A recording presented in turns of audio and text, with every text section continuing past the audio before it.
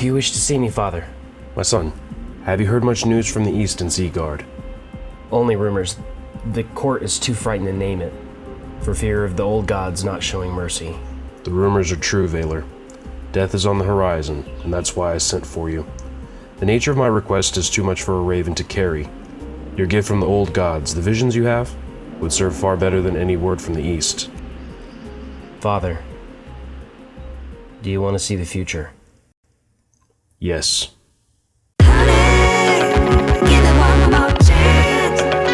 Okay, fingers crossed. It looks like the effectiveness of the Great Sickness has started to wane, and it's only in a couple of counties in Essos right now, or in the Free Cities, but it's pretty much contained to the far east.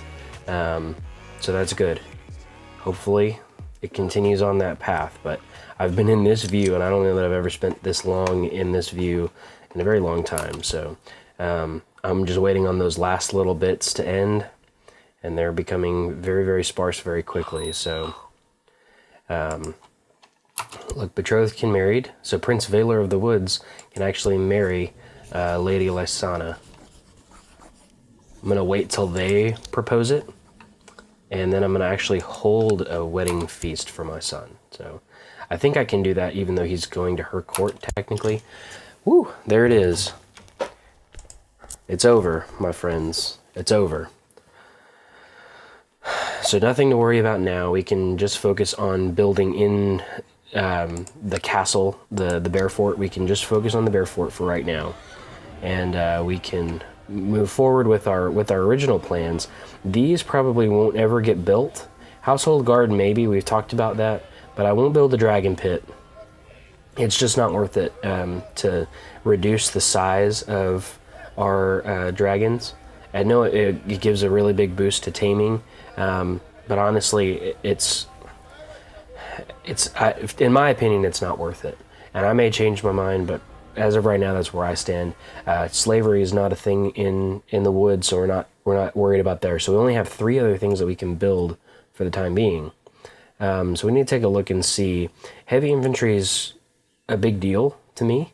It's definitely one of the better troop units in the game, and it's kind of one of the more powerful ones. So I think we'll do that. We'll go ahead and build barracks level 1. Yep. And then we need to look and see, am I able to reallocate 26th of August? I'm able to. So let's go ahead and accept this marriage proposal. And where is he? Okay, it doesn't look like I'm able to do a wedding feast for my son. Yeah, let's do that. Okay, so a customary dowry of 25 gold. Every little bit of contribution helps. That's for sure. I don't know if we're able to... Yeah, it doesn't look like we're able to. Okay. Well, we'll worry about that later then. It's probably because he went to her court. I could hear someone sneaking around inside and believed it to be a burglar. When I went downstairs, I discovered Rhaenyra opening one of my letters. I could gain cruel. I don't want that. Or she could lose 30 prestige. We'll do that. My young son is learning the art of swordsmanship. It's always nice. Let's see if we can force train... Oh, we can't because he's a hunchback. Okay. So hopefully we end up... What in the world? She's disinherited. Why? She's not heir to anything.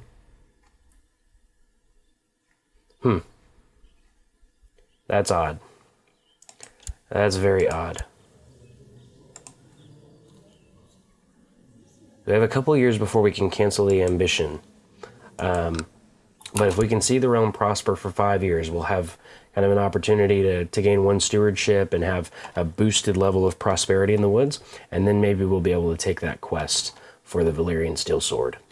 So we are currently holding a wedding feast for Prince Atreus and his young wife, Princess Meredith of the Reach, who is still the heir to the Reach. So we'll see how long that lasts. Her father is finally released from his imprisonment, but is currently fighting a war along with the wife. So I don't know that there's any chance of the wife getting pregnant here at this point, and also she's 34, so we may end up with a bear on the throne of the Reach before long. Anyways, she's in our court now. We're holding a wedding feast. Welcome to the wedding. The guests have finally arrived. All is ready. The servants have worked day and night to prepare and decorate the dance hall. Princess Meredith's gown is splendid, and the castle has never looked lovelier. Welcome to the wedding. Oh, also, he's a little... wow, I didn't realize that. That's a little strange. Constant fights and vicious pranks. My two children, Adric and Xavier, just could never seem to get along, but my efforts to instill mutual love and respect have finally borne fruit. This friendship will serve them well when I'm gone. Who can you trust if not your sibling? So, siblings like each other. I am a family person, so that's why that event comes up. Now Meredith of Hellholt and Atreus Bear stand before a heart tree of the God's Wood to take up a solemn vow of marriage. The great lords and ladies of the woods look on as he drapes the arms of House Bear around the bride to finally seal their marriage. And now for the feast. I started talking to one of my guests at the feast and found them most interesting. Hours flew by, wine bottles were emptied, other guests excused themselves and went to bed, but we kept talking until the wee hours. She's really not that interesting, man. I'm sorry, she's really not. Patience is a virtue, but sometimes it gets on my nerves. My daughter-in-law Meredith never loses her temper, always waiting patiently for a chance to retaliate. So, I mean, patience fine. Patience is a good virtue to have, so we'll allow her to be patient. The feast is winding down, and now only the bedding remains. Atreus and Meredith are stripped of their garments by the revelers, who make many bawdy jokes along the way. They are then finally bundled into their bedchamber, where they're finally left alone. A fine tradition, and maybe her only chance of getting pregnant. The morning after the wedding feast has come, and the lords and ladies are finally making their way home. All agree it was a fine celebration, and many predict that the newlyweds shall be most content. So there we go. Gain a little prestige, and we have a new daughter-in-law, so that's good. There hasn't been any movement in terms of children. There we go, look. High King Aegon of the Woods fulfilled the ambition to see the realm prosper. So that's fantastic. So let's go ahead and marry those two. That was a marriage proposal that I accepted along the way. So we can choose a new ambition, but I don't see the ambition for the Valyrian Steel Sword. Am I not ambitious? Do I need to be ambitious? I bet I do. I bet I need to be ambitious. Well, maybe there's another way.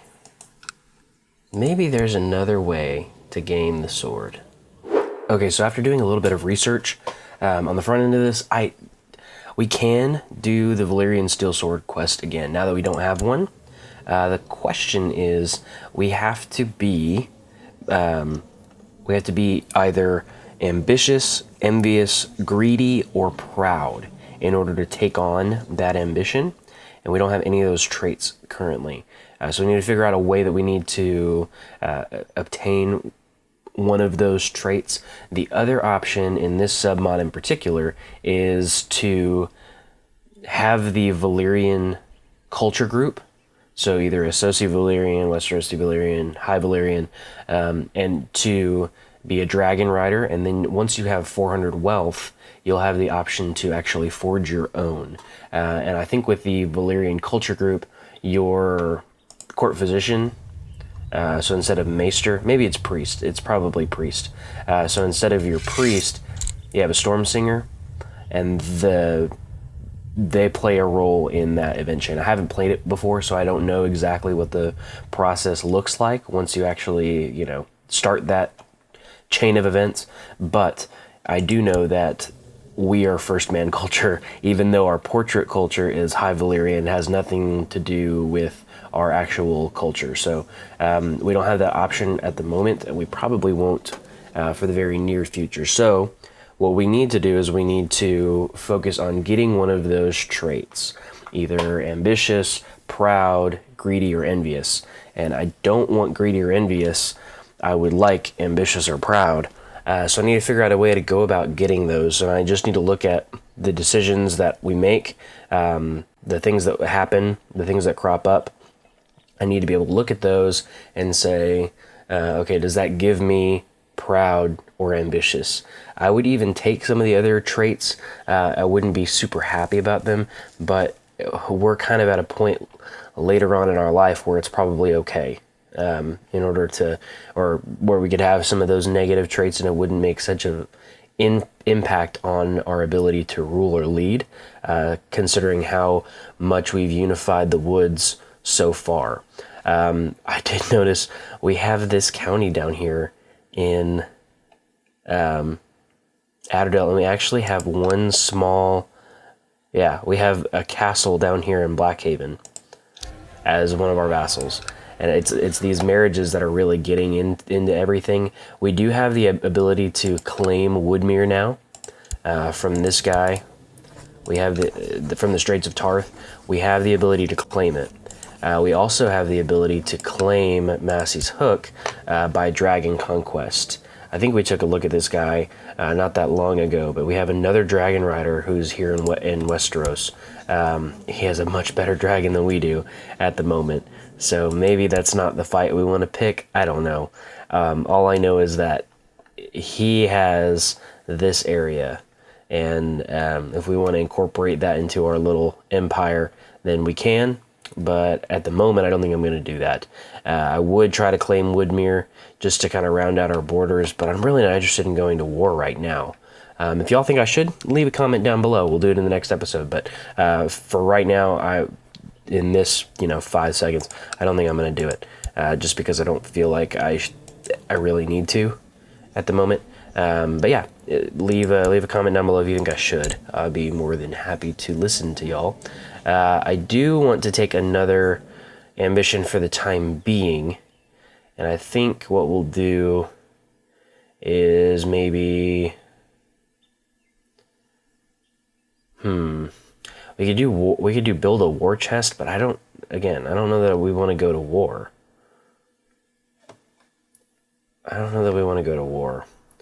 Let's try to become exalted among men. We're not that far off prestige-wise from the 6,000 required. So let's try that and see how that works. Right now, I don't think there's any imprisonments that I want to make. She just wants to replace our spy master, and good for her, I suppose. This girl wants to kill Commander Clayson of Widow's Tower. So not exactly, and she won't end. Oh, she will end her plot. End your plot then. Prince Robin of Northweald, Coldwater, wants to see Della, his wife, dead. You also end your plot. Will you end your plot? Oh, that's not what I wanted. See, you get ahead of yourself. That's not what I wanted. Okay, let's call her for trial. She's guilty, I'm sure, but let's call her for trial, and let's hope that there's not a revolt on our hands. Jane Agurtimus. Agurtonus has demanded a trial before the court, which Lord Paramount Dickon Whitewood shall oversee to ensure justice is served. At the start of the trial, she is formally accused of sedition and conspiracy against the realm, a charge brought by High King Aegon Bear. Jane begins to present her defense, but the court did not seem impressed. She cut a very unconvincing and nervous figure. Lord Paramount Dickon shall interrogate her now. Strutting back and forth, Lord Paramount Dickon masterfully questioned the accused. Using every superlative available in the common tongue, he captivated the court, ripping through the accused defense and showing them to be a liar. He made a very strong case. A verdict has been reached. Lord Paramount Dickon proclaims, for the crime of sedition and conspiracy against the realm, I find Jane Egertonus guilty. So I could exile her, I could keep her in prison, or I can be the better person and release her, which will make Lord Paramount Dickon not like me. So let's instead...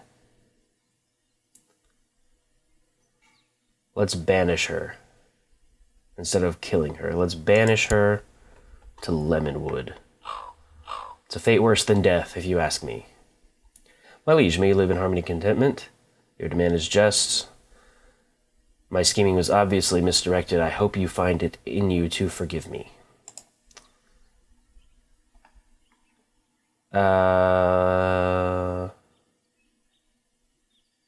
weird. I don't know that I actually did that.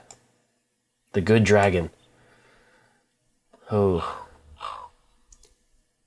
My king, I've been instructing young Xavier in the ways of the sword and lance as requested. I'm pleased to say he appears to be a natural. His martial prowess has improved greatly over recent weeks. Your humble master-at-arms, Lucan Shet. Okay, well... that's good, I suppose. That is, I mean... there's nothing wrong with having a good third son.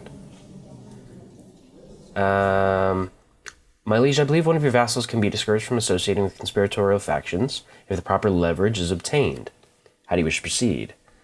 Your humble spy master, Winifred Mudd. We're not going to do anything, especially to our Lords Paramount. My bannerman, Lord Paramount, Bellos of Fairgates, has tried to have Lord Lorion Brownhill of Pinkbane arrested, but failed to apprehend him. Lord Lorion has now raised his banner in rebellion. The realm shall surely bleed. Indeed. Indeed. Okay, so here's what we're up against.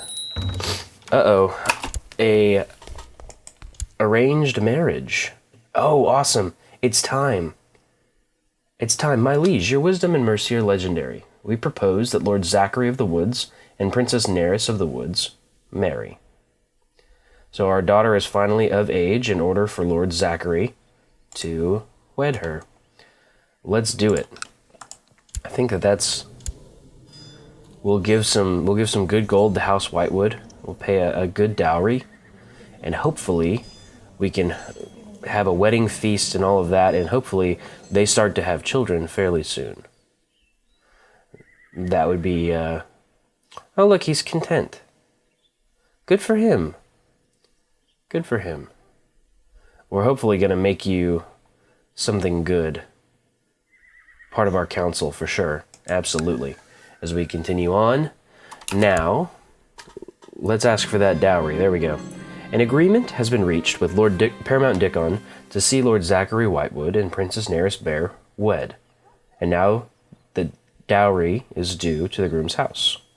So I don't have 400 gold, but we'll offer the customary dowry of a king, which is 200. It's what I can afford at the moment. So, Steward Lord Paramount Bellos has some interesting ideas on how to improve the economy. So we can spend a little bit to increase the prosperity, which obviously is worth it, in my opinion. Okay, now we continue on, and we see that guy getting smashed over there. It's unfortunate for him.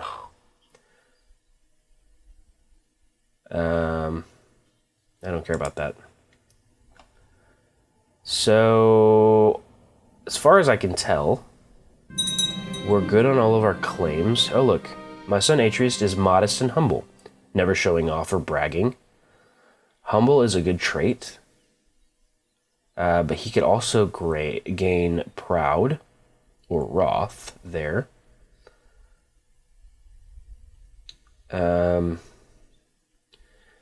We could try to have him gain proud, which gives a monthly prestige of like a half a prestige point, instead of the humble monthly piety of 1.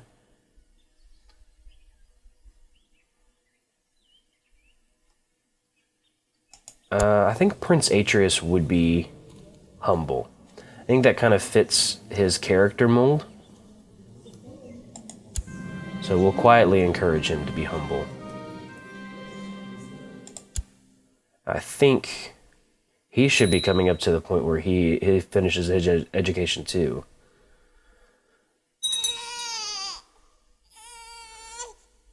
And then he'll be ready to marry. Lord Paramount Dickon Whitewood has been a leal and able servant, having successfully completed many tasks and aided the woods. It would be seen as the right and honorable course to reward him with certain incomes and grants, so as to foster greater loyalty.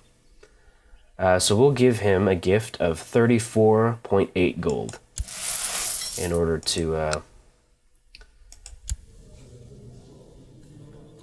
foster greater loyalty from House Whitewood. Winter is apparently coming. Let's see if it actually extends down to Bear Hall this time around. Last time it was confined to the north. My king, my mission to improve your good name has so far been a success. During a visit to the court of Lord Paramount Duncan Coldwater of the Bay of Claws, I seem to have managed to make him understand what a benevolent and peaceful ruler you really are. He sends his regards. Fantastic. Wonderful. Okay, so we need to look and see. We'll have a... let's force Adric to train one last time. Awesome.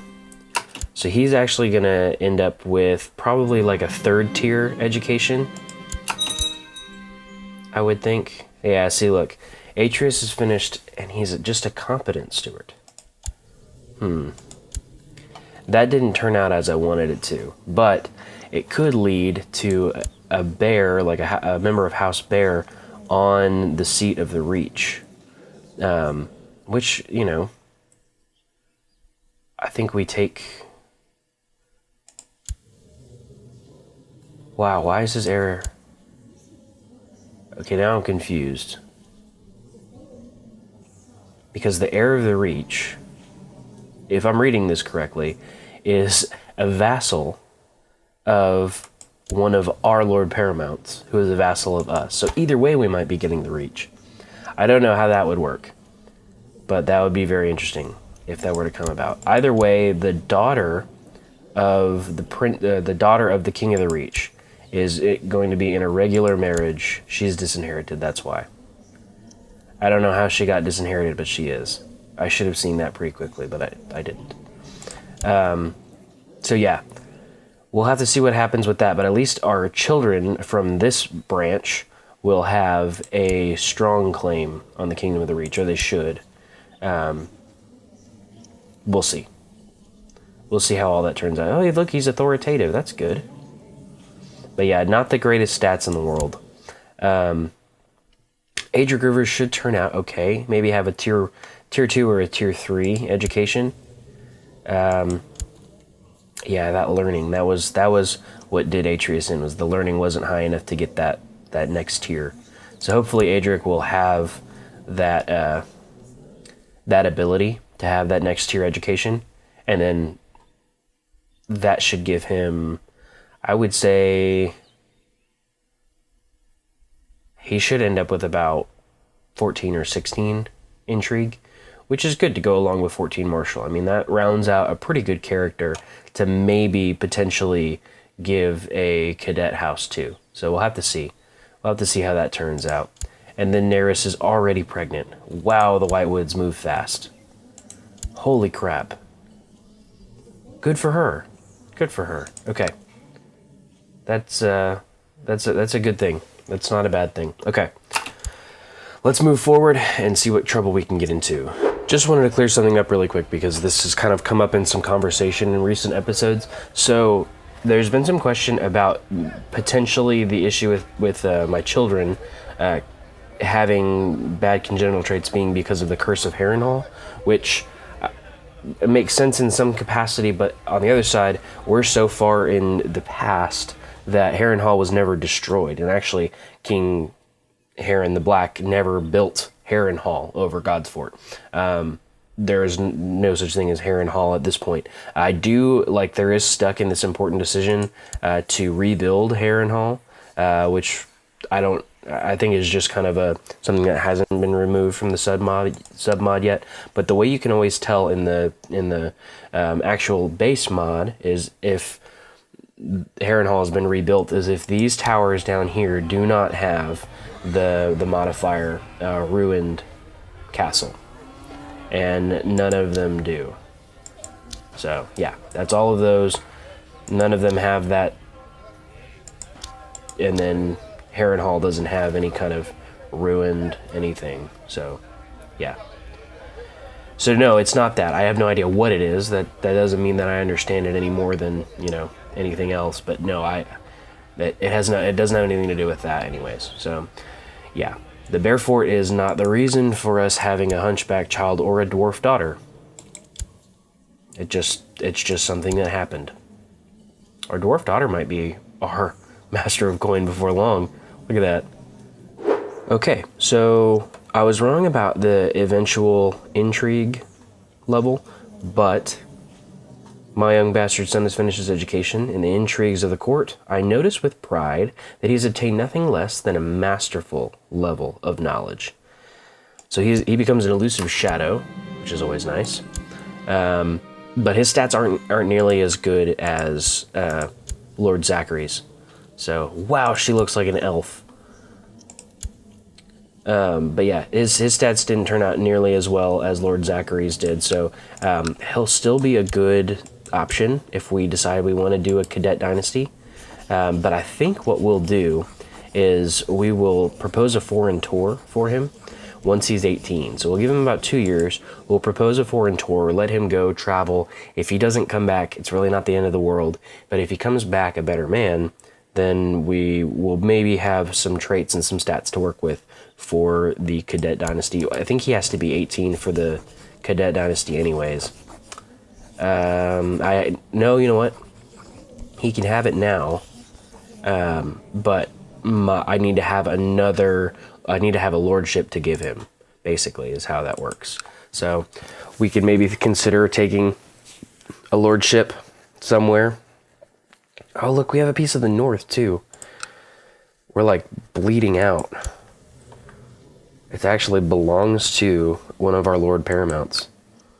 I guess that means we're going to have to take Greywater Watch, too. Maybe. So, yeah, that's what we'll do with our bastard son.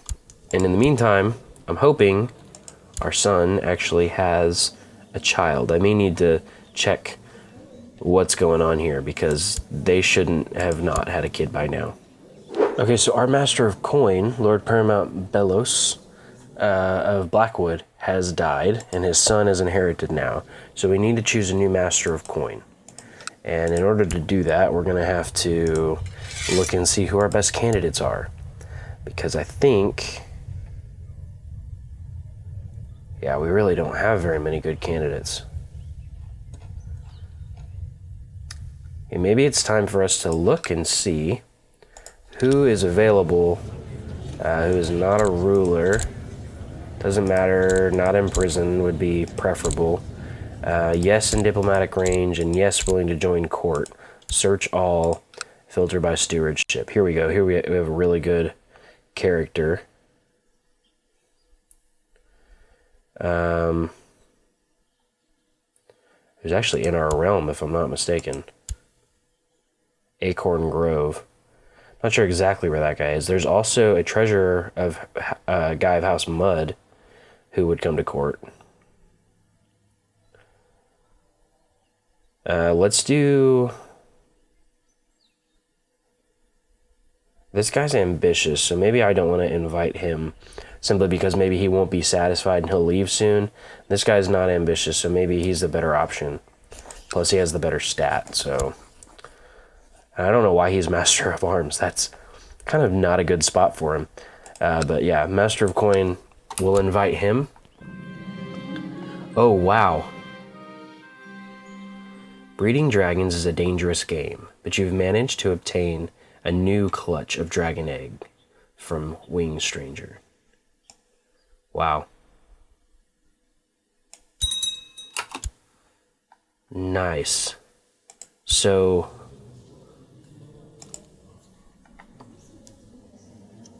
Wow. Dragons lay large, scaled eggs to reproduce. Over the eons, unhatched eggs can become fossilized. Dragons have no fixed gender differentiations. According to Maester Aemon, dragons are but now one and now the other, as changeable as flame.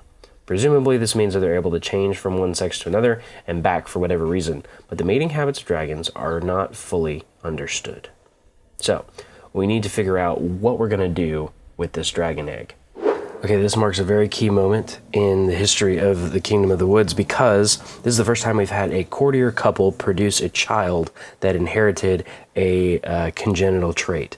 And so we had Roran, who is attractive, and Rialta, who's quick, had a child together and produced Elmar. And so Elmar is going to be kind of our own special project character. Doesn't have a house, so we could potentially raise him to nobility to replace one of the noble houses in the Kingdom of the Woods. And so we're going to take a very special interest in him. We're going to actually be his guardian in order that he might grow to be a great character, a good marriage alliance, so on and so forth. There's all kinds of different potential for him, but he is the first of hopefully many children produced in the Kingdom of the Woods that have excellent congenital traits. So we're going to advance time a little bit here. I did want to go ahead and do something. We only have a little bit of time left to wait before we end up. I've noticed that my son Atreus and my son Valyr are not on the best of terms, a situation I hope to remedy. I have invited them both to the Bear Fort for some quality family time. Family first. Wow. My son Atreus refused my suggestion, even though he already lives here. He refused it. There will be no reconciliation with Valyr. You know, it's unfortunate, but siblings fight. So our bastard son, Adric, is almost to the age where he can go on his foreign tour. Kyra asks, why did you let off that peasant accused of poaching? Because he needed the deer more than me, so she could become kind. Or she could become arbitrary. Kind or just, or kind or arbitrary. There we go. I'm glad we did that because she gained the just trait. Hopefully she becomes temperate.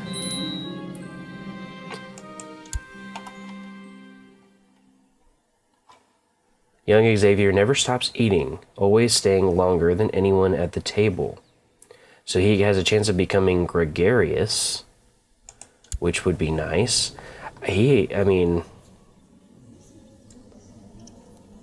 This kid's going to be a good character, I think. I'm holding out hope. He has great stats so far for a 12-year-old kid, and he's already a skilled fighter, so he has a chance of becoming formidable.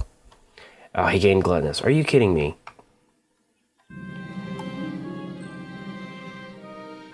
My young courtier has finished her education in the ways of court and statesmanship.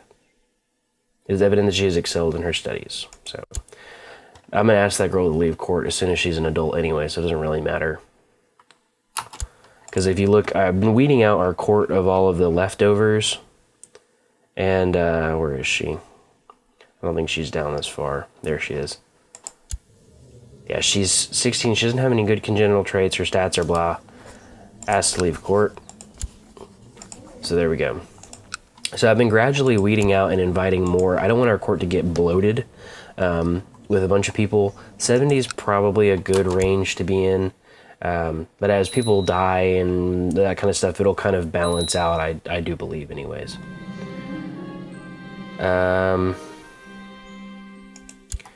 here looks okay. I don't know why these natives are on our land. This is like a native revolt.